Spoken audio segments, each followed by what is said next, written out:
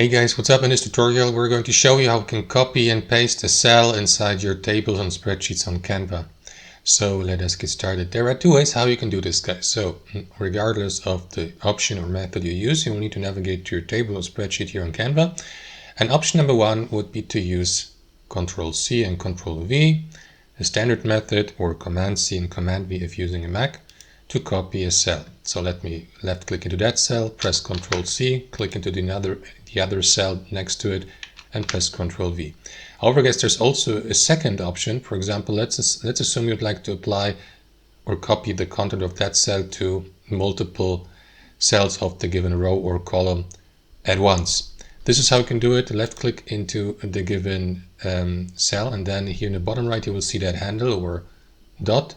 Left click into it, hold your left mouse, and then move that handle to these cells you would like to copy the cell into. Release your left mouse, and that is going to copy the cell into the entire column or row without using the Ctrl-C and Ctrl-V method. That's how it works, guys. Thanks for watching and have a wonderful day.